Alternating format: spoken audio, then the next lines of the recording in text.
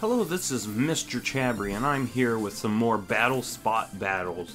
So this was recorded during the same live stream on Twitch as the last two battles I had. This team that I'm bringing, the three Pokemon that I'm going to use in both of these battles, since this is a 2-for battle, is Muck, Dragonite, and Steelix. So I actually lead off with the Muck because in the team preview, I thought Muck would do the best because the pursuit and all that. And I bring it in here, and I'm actually going to take a Hydro Vortex first turn. And it's not going to do that much because Muck has really good special defense, and this is also an Assault Vest Monk. So it's not going to do much at all. I actually go for the pursuit, expecting the Starmie to switch out. And here I get the Poison Touch Poison, but it's not really going to matter because I'm just going to go for Shadow Sneak the next turn. And Shadow Sneak from this point will take out the Starmie.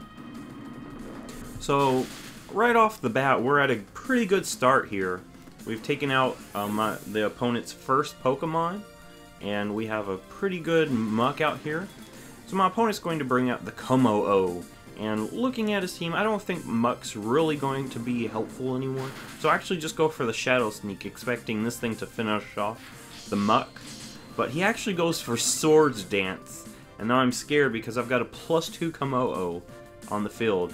And this turn I actually go for Poison Jab, just in case he goes for another Swords Dance. I'll get poisoned and he'll basically be on a timer. But this time he actually goes for the Dragon Claw and finishes off the Muck. So now I bring in the Dragonite. Now, I'm not sure if Dragonite can live whatever he wants to do, so I just go for the Extreme Speed, hoping that it's enough to bring him down. But here he's going to go for a Dragon Claw, and Dragonite lives that. So Dragonite has just survived a +2 Dragon Claw from Como-O. Dragonite does have multi-scale, and the weakness policy has now activated. So now I'm going to go for another Extreme Speed because I know if I don't, Como-O is just going to be able to take out Dragonite very easily. So he actually goes for Dragon Claw again, and that finishes off the Dragonite. So now the last Pokemon I have is Steelix. And I'm kind of scared because Como-O is a fighting type, so it's going to probably do a lot of damage. So here I'm just going to go for an Earthquake, knowing that I have the Sturdy, I could survive whatever it wants to do. It actually goes for a Brick Break, and Steelix actually isn't even brought to its Sturdy. So here I just get off the Earthquake, and this is actually a Choice Banded Steelix that has full investment in defense and HP. So it's going to be enough to get rid of the Como-O. And now my opponent brings in his last Pokemon, the Muck.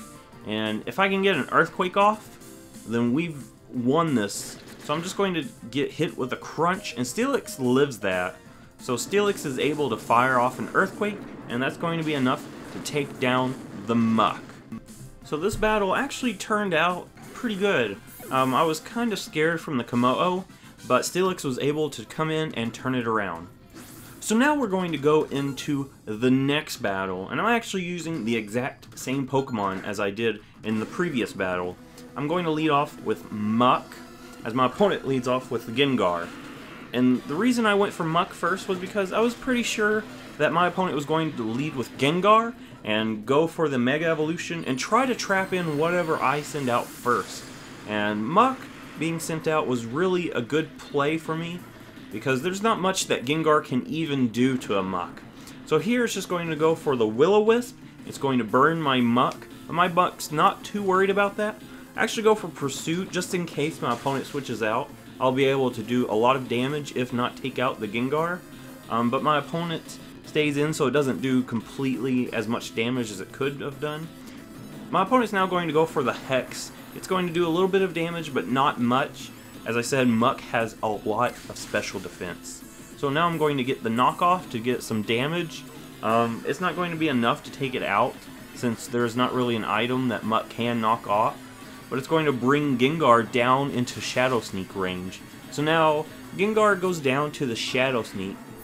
And Muck's not really in the best position, since it's burnt. It's taking some burn damage. Its physical attack has been halved by the burn. And now my opponent is bringing in the Garchomp. So there's not much that Muck can do, so I just go for the Shadow Sneak.